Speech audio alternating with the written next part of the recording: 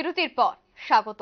আসন্ন টি-20 বিশ্বকাপ, আর এই টি-20 বিশ্বকাপে এবার দল সামলাবে রোহিত শর্মা, অর্থাৎ ভারতীয় দলের নেতৃত্ব দেবেন রোহিত শর্মা।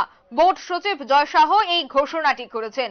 দলের সহ অধিনায়ক থাকবেন অলরাউন্ডার হার্দিক পান্ডিয়া, অর্থাৎ ক্যাপ্টেন হিসাবে দায়িত্বে থাকছেন টি-20 বিশ্বকাপের রোহিত শর্মা। অন্যদিকে ভাইস ক্যাপ্টেন থাকছে হার্দিক পান্ডিয়া, অলরাউন্ডার হার্দিক পান্ডিয়া। সেই বিষয় নিয়ে আমি বিস্তারিত জানবো।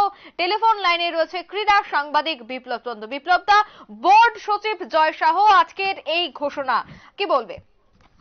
দেখো, বলার কথা হলো যে টি-20 বিশ্বকাপ জুন মাসে টি-20 বিশ্বকাপ হবে, যদিও হাতে রয়েছে প্রায় 4 মাস সময়, এবং এবার আমেরিকা এবং ওয়েস্ট ইন্ডিজে হবে টি-20 বিশ্বকাপ। সেই বিশ্বকাপে ভারতীয় দলের অধিনায়কের দায়িত্ব কে পালন করবেন সেটা নিয়ে কিন্তু একটা চর্চা ছিল, এবং সেখানে কিন্তু নাম উঠে এসেছিল হার্দিক পান্ডিয়া এবং রোহিত শর্মা। কারণ আমরা জানি 2023 সালের থেকে জুন মাস থেকে টি-20 বিশ্বকাপের অধিনায়কের দায়িত্ব পালন করছে হার্দিক পান্ডিয়া।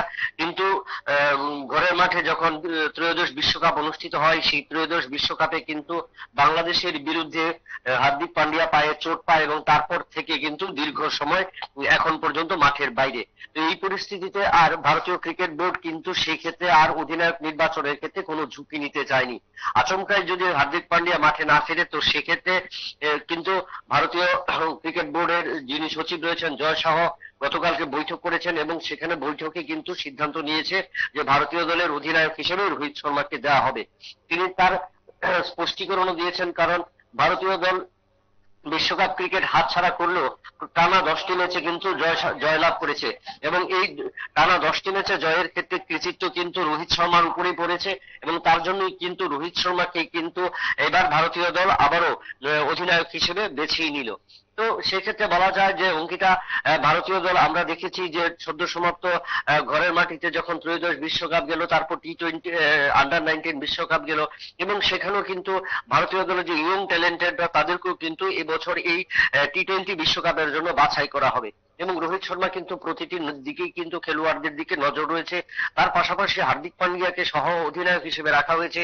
তার কারণ হলো, সহ অধিনায়ক হিসেবে যদি কোনো কারণে চোট সমস্যা যদি না সারে, সেক্ষেত্রে কিন্তু হার্দিক পান্ডিয়াকে দলে আর দেওয়ার সুযোগ থাকবে না। তো তাই আগে থেকে মেন্টাল স্যাটিসফ্যাকশনের জন্য এবং টিম ম্যানেজমেন্ট যেন আগে থেকে নিজেদের তৈরি করতে পারে, এবং দল গোছানোর ক্ষেত্রে যেন ক্রিকেটারদের জন্য কোনো অসুবিধা না হয় বা বাছাই করার ক্ষেত্রে, তার জন্য সেই যে নজর রাখার জন্যই কিন্তু অনেক আগে থেকে, প্রায় 4 মাস আগে থেকে, আগামী জুন মাসের 23 থেকে 24 তারিখ খেলা শুরু হবে আমেরিকা এবং ওয়েস্ট ইন্ডিজে। তার আগে কিন্তু ভারতীয় ক্রিকেট বোর্ডের সচিব কিন্তু ঘোষণা করে দিলেন ভারতীয় অধিনায়ককে দায়িত্ব পালন করবেন। একদম ধন্যবাদ বিপ্লবদা। দলের সহ অধিনায়ক থাকছেন অলরাউন্ডার হার্দিক পান্ডিয়া। যেহেতু সামনেই রয়েছে টি-20 বিশ্বকাপ, তাই তারই আগে কিভাবে দলকে সাজানো যায় সেই বিষয় নিয়ে চলেছে বৈঠক, এবং সেই বৈঠকের পর ইতিমধ্যেই জয় শাহ ঘোষণা করে দিয়েছেন যে দলের অধিনায়ক থাকছেন রোহিত শর্মা। নিয়ে নিচ্ছে ছোট্ট একটি বিজ্ঞাপন বিরতি, সঙ্গে থাকুন।